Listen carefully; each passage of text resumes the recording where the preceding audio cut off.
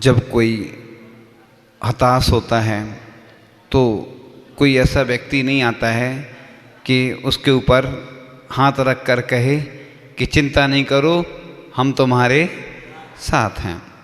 जब बच्चे पढ़ाई करते हैं तो जितने भी माता पिता होते हैं सब यही चाहते हैं कि हमारे बच्चे खूब पढ़ाई करें, पढ़ करके उनकी सर्विस लग जाए।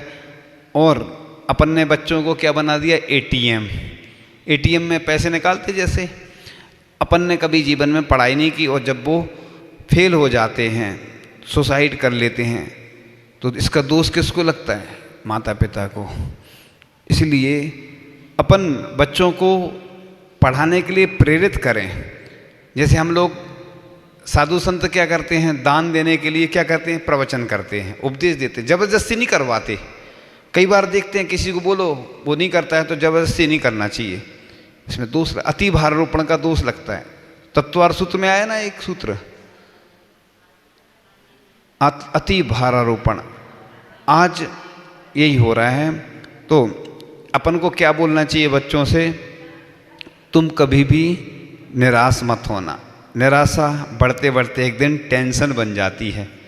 टेंशन नहीं, अटेंशन में रहो। बोलते हैं ना, अटेंशन प्लीज, है ना। टेंशन मुक्त रखो बच्चों को। जितना उनका होगा दिमाग, जितनी बुद्धि होगी उतना ही तो काम करेंगे वो। अपन कितना याद करते बताओ, है ना। कोई महाराज जी बोलते, माता जी बोलती होंगी या और भी, आप ये याद करो वो करो, नहीं कर पाते ना, कितना करते। इसी प्रकार से बच्चों को तो उस टेंशन में अपनी दूरी अपने स्वयं से इतनी बढ़ जाती है कि अपने को समाप्त करने में भी अपना ही दिमाग विचार सहयोग। कोई को कर्जा हो जाता है कोई व्यक्ति को, तो वो भी टेंशन में सुसाइड कर लेता है। कोई पढ़ाई में या कोई अन्य कारण से कोई वो करते ना परेशान, तो यहाँ से वह स्टेप उठाया जाता है जिसे कहते हैं सुसाइड। तो आत्महत्या एक पले पुसे वृक्ष को समाप्त करने जैसा है। वह वृक्ष जिसने बीज से मिट्टी के अंदर भी संघर्ष किया है, जिसे तुमने अपनी माँ के घर में किया है, उस मिट्टी के अंदर अपनी और सिर्फ अपनी ही क्षमता से वह पनपा है। ना जाने मिट्टी के अंदर खा जाने वाले कितने कीड़ों से, उस बीज को सड़ा देने वाले कितने अनगिनत कारणों से उस बीज ने संघर्ष किया, तब वह बाहर अंकुरित होकर दिखाई दिया है। इतना संघर्ष किया, जब तुम्हारा जन्म हुआ गर्भ के अंदर थे तभी से तुम विजेता थे। 9 माह गर्भ में रहकर तुमने अपनी क्षमता को धीरे धीरे विकसित किया। माँ के खून से, उसके प्राणों से तुम्हारा सिंचन हुआ। इसलिए तब भी तुम मरे नहीं, तुम्हारे अंदर जीने की तीव्र लालसा थी। और फिर इस प्रकार से हर पल श्वास लेते रहे और आगे इसी प्रकार से चलता रहा। इसलिए तुम्हारी माँ तुमसे तुम्हारे पिता से भी ज़्यादा प्यार करती है। उसकी हर धड़कन में तुम समाये हो। उसने महीनों तक गहरा कष्ट सहकर भी तुम्हें चाहा। तुम्हारे गर्भ में पूर्ण विकसित होने पर ही, हाँ, तो यह तुम्हारे जीने की तीव्र लालसा का ही परिणाम है। जब तुम पूर्ण हो गए तो गर्भ को छोड़ने की तीव्र लालसा भी तुम्हारे अंदर ही पैदा हुई। तुम दुनिया को देखने के लिए माँ के गर्भ से बाहर आए, तुम फिर विजेता बन गए। जैसे किसी बढ़ते हुए नन्हे से पौधे को माली सब तरफ से ध्यान देकर बड़ा करता है, वैसे ही तुम्हारे माता पिता ने तुम्हें बड़ा किया। जब बच्चों को ऐसा बताया जाता तभी उनको थोड़ा सा लगता है। वृक्ष तो सहज बढ़ता है अपनी स्फूर्ति से, उसी तरह तुम भी बड़े। वृक्ष को अपने लिए कोई कामना नहीं होती। तुम्हारी तो बहुत सी इच्छाएं थी, उन सभी इच्छाओं की पूर्ति करके तुम्हें पाला पोसा ताकि तुम्हें मानसिक दुख भी न रहे। अब पौधे के बड़े होने पर जैसे माली की चिंता बहुत कुछ समाप्त हो जाती, वैसे ही तुम्हारी स्कूली शिक्षा पूर्ण होने पर अब माता पिता के तुम्हारे बड़े होने की चिंता से मुक्त हो गए। तुम पुनः विजेता बन गए। अब वृक्ष को और बड़ा होने का समय है, उस पर फल फूल लगने का समय है। वृक्ष की जड़ें जमीन में भीतर तक समाई हैं। सब प्रकार के मौसम, हवाओं, विपरीत वातावरण को सहकर जैसे वृक्ष बढ़ता गया, तुम भी अनेक बीमारियां, चोटों के बावजूद बड़े हुए। वो पंक्तियां हैं ना, मंजिल पर ही रुकना हमको, हो कितनी भी दूर, लंबी राह नहीं कर सकती हमें कभी मजबूर। तो जो व्यक्ति ऐसा चिंतन करता है कि कुछ भी हो हमें तो काम करना ही है। लोग ऐसे ऐसे व्यक्ति हुए हैं, महाराणा प्रताप का ही उदाहरण आता है, असफल हो गए थे, सब हताश हो गए थे, फिर से एक नई ऊर्जा आई। आचार्य ऋषि देखो ना, दुनिया का सबसे बड़ा उदाहरण है आचार्य ऋषि विद्यासागर जी महाराज, जो कुंडलपुर में अस्वस्थ हो गए। कैसे आए थे रहली पटनागंज तक, सबको मालूम है, वो बताने लायक नहीं है, सबको मालूम। और फिर जब बिहार किया तो 600 किलोमीटर चले गए। ये दुनिया का सबसे बड़ा उदाहरण है। कभी भी हिम्मत नहीं हारना चाहिए। कितने साधु संत ऐसे हैं, है ना, कि जिनका स्वास्थ्य खराब हो गया, लगा कि बस अब तो ऐसा लगा कि अब शरीर साथ नहीं देगा, और लेकिन फिर से स्वस्थ हो गए और फिर से लग गए। हताश नहीं होना कभी भी। जीवन में क्या होता है, व्यक्ति हताश हो जाता है, हार जाता है, घबरा जाता है। अधिकांश लोग जो बीमार हैं वो टेंशन के कारण ज़्यादा बीमार रहते हैं, और कोई ना कोई विकल्प बना रहता है मन में। इस प्रकार से तुमने इतने वर्षों से पले पुसे वृक्ष की तरह अपने जीवन को तुम मिटाने की सोच रहे हो। यह तो जघन्य जघन्यतम अपराध है। यह लोगों के साथ धोखा है, कपट है, छलावा है, जिन्होंने तुम्हें बड़ा किया। अब इस वृक्ष पर फल लगने का समय, और तुम इसे समूल नष्ट करने की सोच रहे हो। चारों ओर तुम्हारे घर परिवार के लोग तुम्हें एक होनहार सपूत मानकर कुलदीपक की तरह और बेटी के दोनों हाथों में मेहंदी सजाकर किसी योग पति को समर्पित करने की बाट जो रहे हैं। अब तुम हार क्यों रहे हो? तुम्हारा पढ़ना लिखना और कुछ बन जाना, यह तो हर माँ बाप का सपना होता है, तुम कुछ बन जाओ। इसलिए तुम्हें घर से बाहर पढ़ने के लिए भेजा है, ना कि इसलिए कि तुम मिट जाओ और मर जाओ। और वह मिटना मरना भी इतनी सी बात को लेकर कि तुम्हारे नंबर इस बार परीक्षा में कम आए।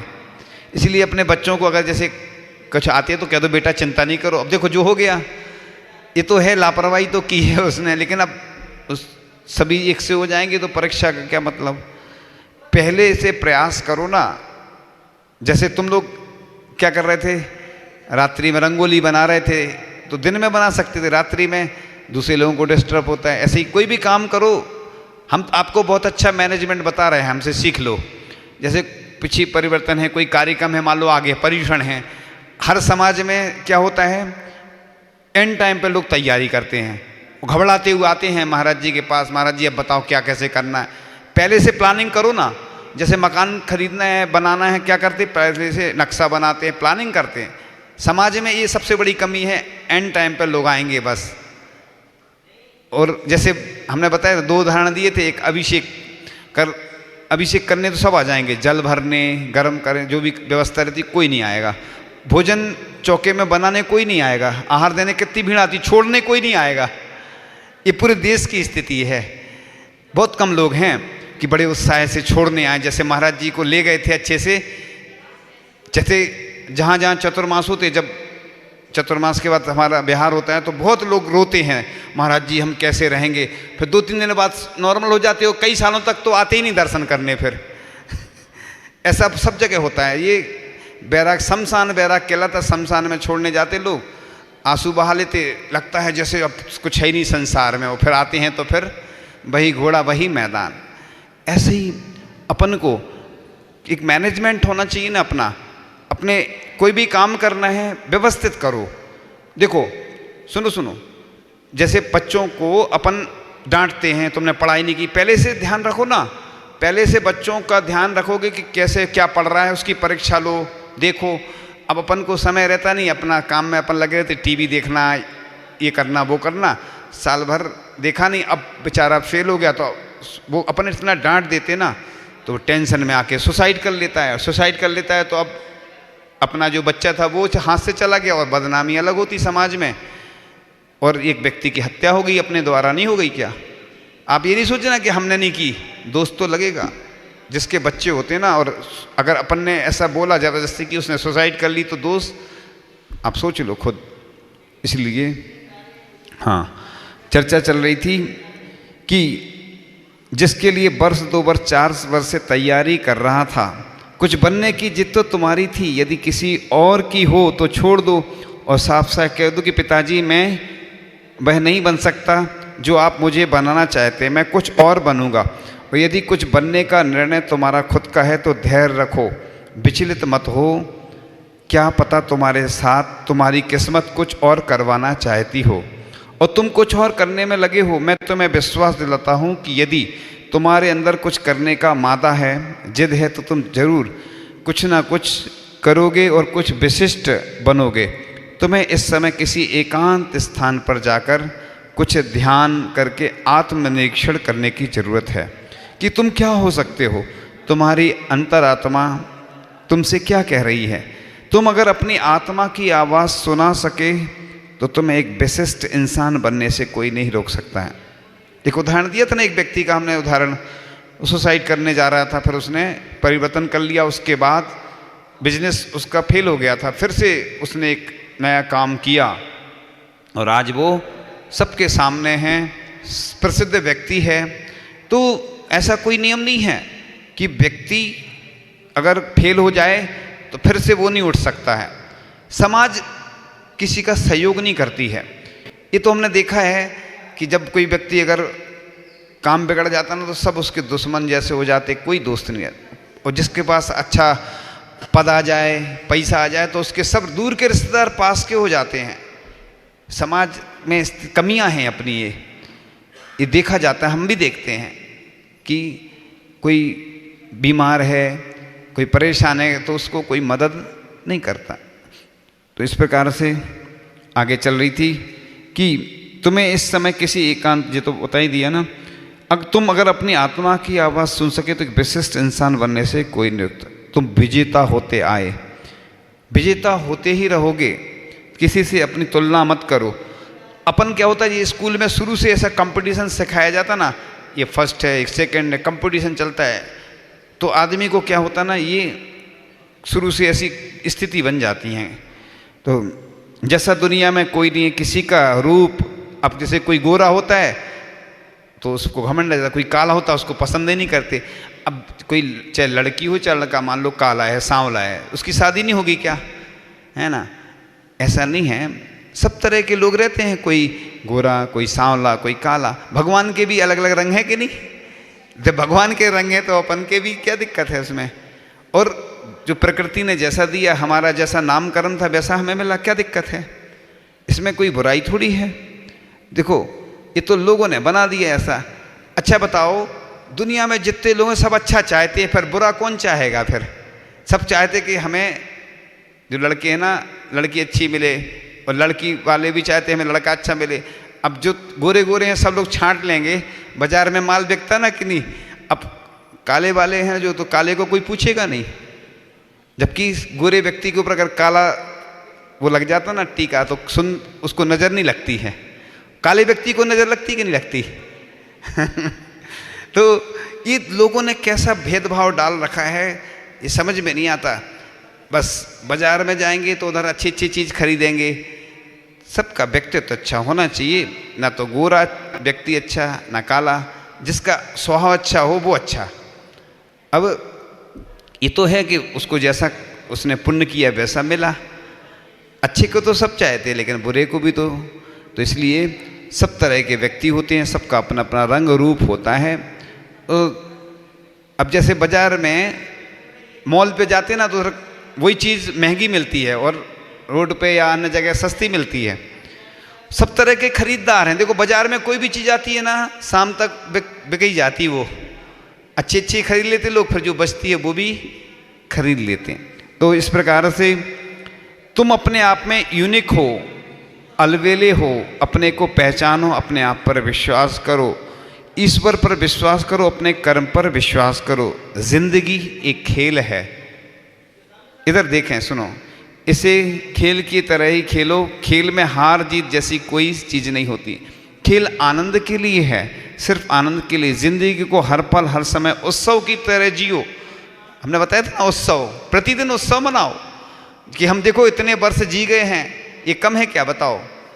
मैंने कितने अच्छे अच्छे काम किए, अच्छे कामों की ओर देखो, पॉजिटिव सोचो बस। तो एंजॉय करो। जैसे जैसे पहाड़ी पर ऊपर ऊपर चढ़ते जाते हैं, वैसे वैसे एक एक कदम आगे बढ़ाना पहले की अपेक्षा ज़्यादा कष्टपूर्ण और थकाने वाला। पहाड़ी चढ़ते ना तो थकान ज़्यादा आती है, लेकिन कुछ ऐसे विटामिन भी मिलते हैं। हम प्रतिदिन जाते हैं ना पहाड़ी पे, उधर मयूर की आवाज़, ध्यान लगाते हैं ना, थोड़ी देर बैठ जाते हैं उधर, ऐसा लगता है कि यहीं बैठे रहो, इतना आनंद आता है। मयूर रोज़ मिलती है प्रतिदिन, और आवाज़ आती है जैसे वन में रह रहे हों बिल्कुल। कितना आनंद, कितनी शुद्ध ऑक्सीजन सबसे ज़्यादा ऊंचाई पर मिलती है, और बिल्कुल झगड़ाना झांसा एकांत वासा बिल्कुल। तो कितना आनंदपूर्ण क्षण होता है। तो एक एक कदम आगे बढ़ाना पहले की अपेक्षा। तो एक बार 10th या 11th में 99% यानी 99% आ जाने से काम नहीं चलेगा। जितने ओवर खेलेंगे, हर बॉल पर तुम्हें छक्का लगाने की भरपूर कोशिश करना है। ना भी कर पाओ तो भी रन बनाना है। आउट हो जाओ तो फिर खेलने का मादा नहीं छोड़ना। जब तक जिंदगी है तब तक खेलो और आनंद लो। जीतो तब भी हंसो, हार जाओ तब भी हंसो, हैं? जीत जाओ तो भी हंसो और हार जाओ तो भी हंसो, क्या दिक्कत? ये अपने जाने कैसा बना रखा लोग, जैसे जब कोई फेल हो जाता तो उससे बिल्कुल घृणा करने लगते। ऐसी कोई और भी कोई चीज़ में कोई हो गया तो ये गलत परंपरा बना रखी है ऐसी। ये किसने बनाई? पूर्वजों ने बनाई, है ना। अब जैसे जातिवाद होता ना, जातिवाद पहले ठीक है, पहले रेशन होता था, शादी विवाह होते उनमें चलता था। अब मंदिर में देखें तो इससे कोई लेना ही देना नहीं है। सबको अधिकार है भगवान के दर्शन करने का, पूजन करने का। जो ठीक है, किसी ने कुछ किया है वो अलग व्यवस्था है, लेकिन सामान्य व्यक्ति सब हिल मिल के बढ़िया सच्चे देव शास्त्र गुरु के भक्त जो हैं सब मिल के आएँ और अच्छे से करें। क्या दिक्कत है? किसने मना किया है? लेकिन बस वही आ जाता बीच में। यहाँ तो ठीक है, कुछ नहीं है, अन्य जगह देखो कितने विवाद हैं। ये सब अपन ने समस्याएं पैदा करी हैं। तो ना भी कर पाओ तो भी रन बनाना है, आउट हो जाओ तो फिर हाँ अपने प्रतिपक्ष की को बधाई दो। जैसे दूसरा जीत गया तो उसको बधाई दो। ऐसा नहीं कि अरे टेंशन, मतलब वो आगे पास हो गया है तो हम उसको बधाई नहीं देंगे, हम फेल हो गए। तो जीतो तब भी हंसो और हार जाओ तब भी हंसो। अपने प्रतिपक्षी को बधाई दो कि इस बार तुम जीते नहीं, मैंने तुम्हें भी जीतने का मौका दिया है। तो जैसे BE होती ना, B bachelor of electronics, IAS, CA, MBA, MBBS आदि, ये सब बाद में किस काम आएंगे? केवल पैसा कमाने के लिए। पैसा किस लिए? एक लिविंग स्टैंडर्ड को बनाए रखने। लिविंग माने जीने का होता ना स्टैंडर्ड। लोग क्या मानते हैं ना, इसी से कार हो, टीवी हो, मकान हो और अच्छा सब हो ना, तो इसको लिविंग स्टैंडर्ड बोलते हैं।